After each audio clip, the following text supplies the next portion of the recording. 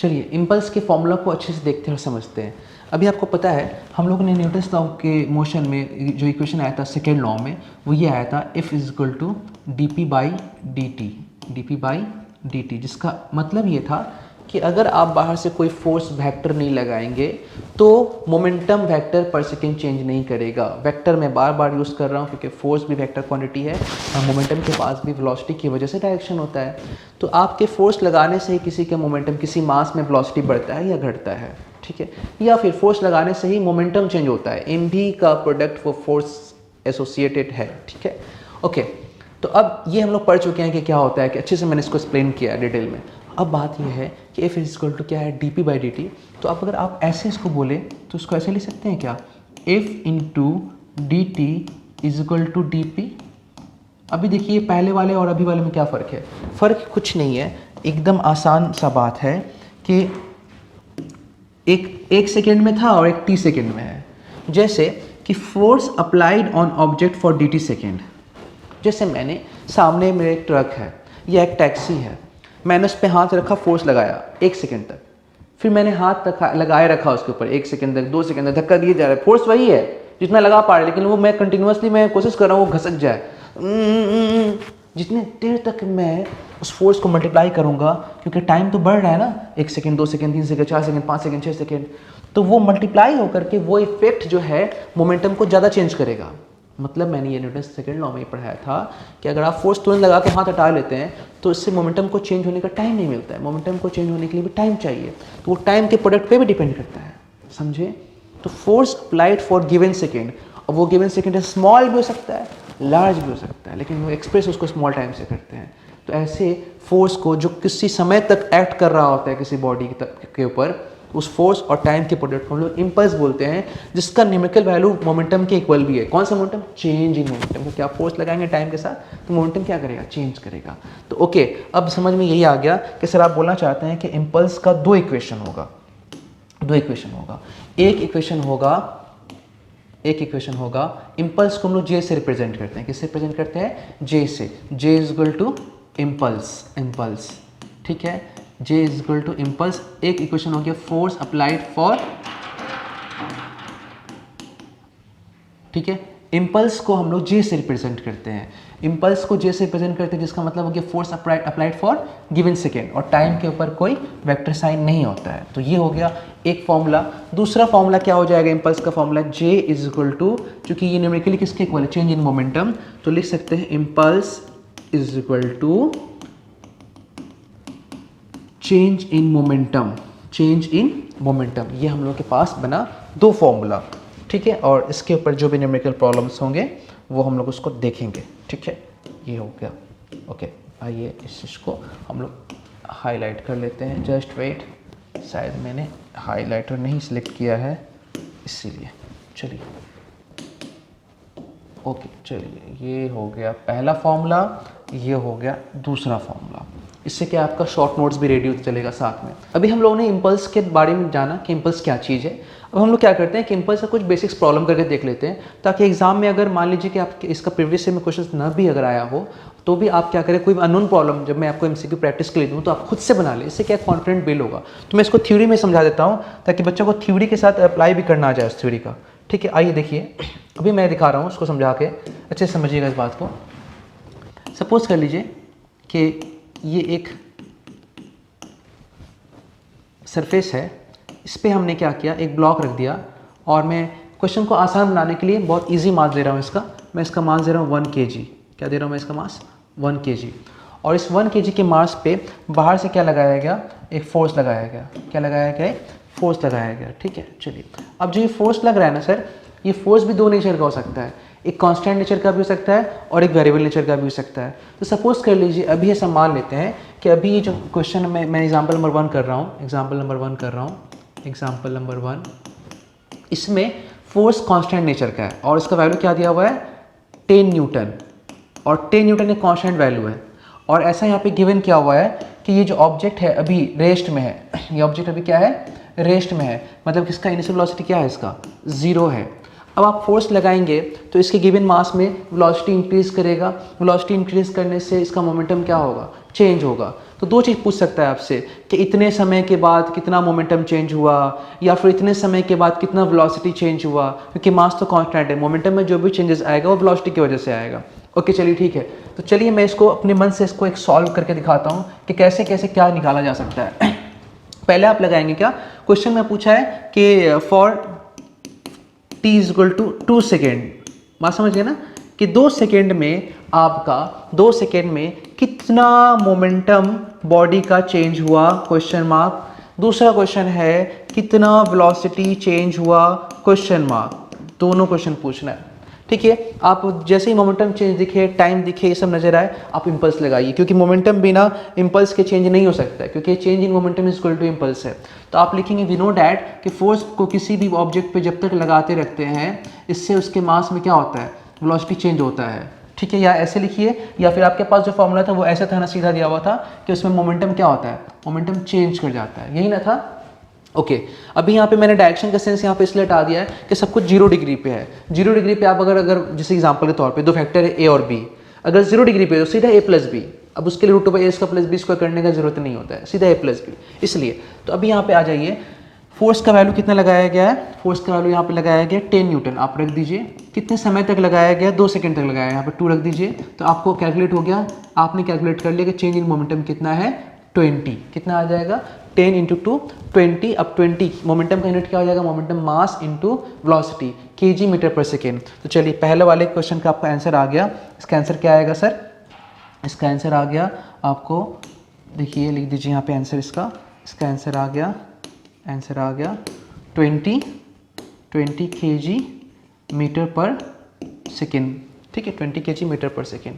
और बहुत लोग उसको फोर्स, अगर चेंज इन मोमेंटम ऐसे भी लिखता है, change in momentum equal to force into time, force क्या है, न्यूटन, टाइम इंटू सेकेंड। तो इसका दूसरा यूनिट ये भी आप लिख सकते हैं, इसका 20 न्यूटन सेकेंड, ये भी आप लिख सकते हैं, दोनों ऑप्शन हो सकता है, ठीक है। चलिए ये हो गया। अब अगला क्वेश्चन क्या था इसमें कि वेलोसिटी कितना चेंज किया है। देखिए सर आपके पास चेंज इन मोमेंटम पता है तो चेंज इन वेलोसिटी नहीं निकाल सकते हैं, ये इंटू 20 हो गया। और मोमेंटम का चेंज क्या होता है, मास इंटू वेलोसिटी। तो मास तो कांस्टेंट है, वो तो चेंज होगा नहीं, तो मास को वैसे ही रख दीजिए। तो वेलोसिटी कितना चेंज हुआ होगा, अगर आप dv लिखेंगे तो dv लिख सकते हैं, और अगर डेल वी लिखेंगे तो डेल वी लिख सकते हैं। बस फर्क इतना होता है, d मतलब छोटा चेंज होता है और डेल मतलब बड़ा चेंज होता है, और कोई मैटर नहीं होता है पे, ठीक है। तो चलिए यहाँ से आपको क्या हो जाएगा, dv इज इक्वल टू आ जाएगा 20 बाई मास, 20 बाई मास। मास कितना था, मास था बॉडी का 1 kg, बहुत ईजी था। अगर बॉडी का मास 2 kg तो आप यहाँ पर 2 डालते, है ना। चलिए मान लीजिए सपोज के तौर पे मास 2 ही kg है, ताकि आपको दोनों ऐसे डिफरेंट आ जाए। मास यहाँ पे लिख लीजिए कि ये 2 kg है, कितना है ये 2 kg है। तो चलिए इसको 2 से डिवाइड कीजिए, 2 से डिवाइड कीजिए, कितना आ जाएगा 10 मीटर पर सेकेंड। ओके चलिए आपको पता चल गया कि सर ये तो बहुत आसान क्वेश्चन था। तो चलिए थोड़ा सा हार्ड क्वेश्चन भी करेंगे, बेसिक से कर रहे हैं ना, सब कुछ अच्छे से दिखा रहे हैं। तो क्या हो गया 10 मीटर पर सेकेंड, और मैंने यहाँ मास को फिलहाल अभी 2 kg कर दिया, क्या कर दिया इसको 2 kg कर दिया, ठीक है। चलिए अब अगर मान लीजिए इसी के अंदर में न्यूमेरिकल प्रॉब्लम का रूप थोड़ा सा चेंज हो जाए, कैसे चेंज होगा रूप ऐसे बदलता है जैसे भूत बदलता है, उसके बाद बच्चे से क्वेश्चन नहीं बनता है। एग्जाम्पल नंबर 2, ठीक है, एग्जाम्पल नंबर 2, मजे में पड़ यार। देख सबसे पहले बात, सीरियस ज़्यादा हो जाएगा तो टेंशन लेगा, ज़्यादा सीरियस मत हो, सीरियस भी इतना ही हो कि टेंशन ना आए, है ना। रिलैक्स कर, टॉपिक को एंजॉय कर, अच्छे से पढ़, सब बन जाएगा, ठीक है। चल एक एक कर करते हैं। अब मान लेते हैं सर कि जो फोर्स आपने लगाया था वो फोर्स का ऐसा इक्वेशन दे दिया। अभी आपने क्या देखा था, फोर्स 10 न्यूटन गिवन था ना। अब फोर्स का क्या कर दिया कि फोर्स को गिवन कर दिया, फोर्स इज इक्वल टू 60। अब फोर्स के इक्वेशन में सर टाइम, इसका मतलब ये हो गया कि फोर्स यहाँ पे कांस्टेंट नहीं है। और ऐसा बहुत तरह का इक्वेशन हो सकता है, 60 + 2, 6 + 2t, बहुत तरह का, 6 + 2t square, t cube, t का पावर 4, कुछ भी हो सकता है। बस मैं ऐसा दिखाना चाह रहा हूँ कि फोर्स जो है यहाँ टाइम डिपेंडेंट है, और टाइम बदलेगा तो फोर्स भी बदलेगा। फोर्स बदलने का मतलब कांस्टेंट नहीं है। अब जब कोई चीज़ कांस्टेंट नहीं होता है तो आप उसको नॉर्मल तरीके से यूज़ नहीं कर सकते हैं। जैसे अब आपसे पूछ रहा है फिर से 2 सेकंड में कितना मोमेंटम चेंज होगा, तो क्या क्वेश्चन फिर से कितना है, for t is equal to for t is equal to 2 second में, अगेन क्वेश्चन मार्क है, पहला कि मोमेंटम कितना चेंज होगा, क्वेश्चन मार्क, दूसरा क्वेश्चन मार्क है कि वेलोसिटी कितना चेंज होगा। समझ गए अच्छे से ना। कोई दिक्कत नहीं है। चलिए अब ये आप समझ गए, तो चलिए कैलकुलेट करते हैं। आप लोग जब कैलकुलेट करने जाएंगे तो फटाफट क्या करेंगे, ये तो क्वेश्चन मार्क हो गया, आप लिखेंगे सॉल्यूशन क्या करेंगे नंबर 2 का, कैसे करेंगे। आपके पास जो रेडीमेड फॉर्मूला है इम्पल्स का उसको लेकर के आएंगे, क्योंकि फोर्स, टाइम और वेलोसिटी चेंज इन मोमेंटम में तो एक ही फॉर्मूला है हम लोगों का। आइए इसको लिखते हैं, F into dt is equal to change in momentum, ये हमारे पास फॉर्मूला है। क्योंकि अभी यहाँ पे सब कुछ 0 डिग्री पे है तो एरो नहीं भी लगाएंगे तो कोई दिक्कत नहीं है। फिलहाल फोर्स का वैल्यू अब आप क्या डालेंगे, जैसे पहले 10 था तो अब 10 डाल दिए। अभी अब 1 सेकेंड के लिए फोर्स होगा कितना, टाइम 1 सेकेंड में फोर्स होगा 6 न्यूटन, 2 सेकेंड पे कितना होगा 12 न्यूटन, 0 सेकेंड पे कितना होगा 0 न्यूटन। फोर्स वेरिएबल हो गया ना। तो अब क्या करेंगे, आप फोर्स डालेंगे, जो आपका इक्वेशन दिया हुआ है इसको बोलते हैं फोर्स एट एनी इंस्टेंट।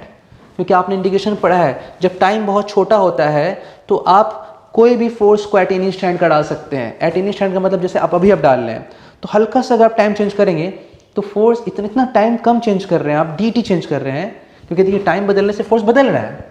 तो जब सवाल हो गया जब टाइम बदलने से फोर्स बदल रहा है तो सर फोर्स का कौन सा वैल्यू डाले, तो इसीलिए हम स्मॉल करते हैं ताकि टाइम इतना कम चेंज करे कि उतने टाइम में फोर्स उतना ज़्यादा चेंज ना हो। बहुत स्मॉल समय में फोर्स का वेरिएशन ज़्यादा नहीं होगा, तो इसलिए फोर्स एट जिस इंस्टेंट पे आप हैं उस इंस्टेंट का फोर्स को डाल दीजिए। अब ये बात कैसे है, ये बात 1 डायमेंशन मोशन में मैंने इंटीग्रेशन में अच्छे से पढ़ाया था कि कैसे इंटीग्रेशन का लिमिट्स वगैरह समझाते हैं हम लोग। तो यहाँ पे फोर्स कौन सा फोर्स होगा, जो वेरिएबल फोर्स है। वेरिएबल फोर्स कौन सा है, पहले फोर्स कौन सा था कांस्टेंट फोर्स, तो कांस्टेंट डाल दिया यहाँ पे। अब फोर्स क्या है, वेरिएबल है, क्या फोर्स है 6t। अब ये जो टाइम डिपेंडेंट फोर्स है वो dt के साथ इंटीग्रेट करना स्टार्ट कर जाएगा, क्योंकि अब हम लोग एक बार में नहीं निकाल सकते हैं, एक बार में हम लोग नहीं निकाल सकते हैं। अब जितना समय में आपको बोला होगा ये कब तक, 0 सेकेंड से 2 सेकेंड तक आपको कितना मोमेंटम चेंज हुआ, तो आपको क्या करना होगा, टाइम का लिमिट है यहाँ पे ना, इंटीग्रेशन होगा तो 0 सेकेंड से 2 सेकेंड जो टाइम देगा 3 सेकेंड 4 सेकेंड, अब अभी 2 सेकेंड क्वेश्चन में मोमेंटम पहले मान लेते हैं रुका हुआ था ना ऑब्जेक्ट, तो इनिशियल मोमेंटम क्या होगा 0 होगा। तो जब आप 0 सेकेंड पे देख रहे हैं तो ऑब्जेक्ट रुका हुआ था, लेकिन 2 सेकेंड के बाद मोमेंटम क्या होगा, है ना, मोमेंटम क्या होगा, ठीक है। तो ये फाइनल मोमेंटम भी निकल जाएगा, और चूंकि जो फाइनल मोमेंटम होगा वो इनिशियल मोमेंटम से डिफरेंस है तो वो भी निकल जाएगा, बात समझे ना। क्योंकि देखिए इनिशियल मोमेंटम 0 है और मान लीजिए फाइनल मोमेंटम 10 है, तो डिफरेंट भी 10 आएगा, फाइनल मोमेंटम भी 10 आएगा, कि इनिशियल तो 0 है, final minus initial 10 minus 0 equal to 10, तो फाइनल मोमेंटम भी 10 हो गया, डिफरेंस भी 10 हो गया। फॉर एग्जाम्पल अभी क्या होगा, तो देखिए इसको करते हैं, इसका इंटीग्रेशन सबको पता है, 6 का इंटीग्रेशन होगा नहीं, टी dt का इंटीग्रेशन, क्योंकि जनरल फॉर्मूला क्या है इसका, टी का पावर n dt का इंटीग्रेशन जब आप करते हैं तो जनरल पैटर्न होता है इसका कि जो भी पावर है उसमें एक हम लोग ऐड करके इस पूरे टर्म को नीचे लिख देते हैं ना, और लास्ट में इसके जगह पे लिमिट पुट कर लेते हैं, इनिशियल लिमिट से फाइनल लिमिट पुट करते हैं। ये मैथमेटिक्स था हम लोगों का। चलिए t तो यहाँ पे आएगा n, कुछ नहीं तो 1 है, तो 1 + 1 1 स्क्वायर, और नीचे भी नीचे 1 + 1 2, तो t² 2 आ जाएगा, क्या आ जाएगा t² 2। ओके, लिमिट 0 से लेकर के 2, ये upper limit minus lower limit, final momentum minus initial momentum, final momentum minus initial momentum, is called change in momentum, is called change in momentum. अब ये इसके जगह पे अपर लिमिट डालेंगे एक बार आप, तो अपर लिमिट 2 का स्क्वायर बाई 2 माइनस 0 का स्क्वायर बाई 2, ठीक है, इज इक्वल टू p, ठीक है। अब देखिए यहाँ पे ये टर्म तो 0 हो जाएगा, 2 2 4, और यहाँ से आप कट करेंगे तो 2 2 4 से ये 2 हो जाएगा, 6 2 12, तो यहाँ से आपका p कितना आ गया, p या फिर p - 0 कितना आ गया, p - 0 मतलब कि चेंज इन मोमेंटम।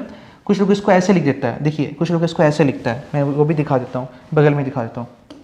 कुछ लोग इसको ऐसे लिखते हैं, मोमेंटम इनिशियल मोमेंटम फाइनल, और यहाँ पे लिखते हैं मोमेंटम फाइनल मोमेंटम इनिशियल, वो भी चलेगा, कोई दिक्कत नहीं है। तो इसका ऑल्टरनेट क्या ले सकते हैं, momentum final minus momentum initial, और इनिशियल तो 0 आपको पता है ना, इनिशियल तो क्या है आपको पता है 0 है, ठीक है। चलिए आगे लिखते हैं, सो सर इसको आगे देखते हैं। तो ये क्या आ गया, 2 2 4, और यहाँ पे 2 6 12, तो ये क्या आ गया 12। यूनिट क्या होता है इसका, यूनिट होता है न्यूटन सेकेंड या फिर केजी मीटर पर सेकेंड। तो 2 सेकेंड में कितना मोमेंटम चेंज किया, 12 न्यूटन पर सेकेंड, ठीक है, ओके।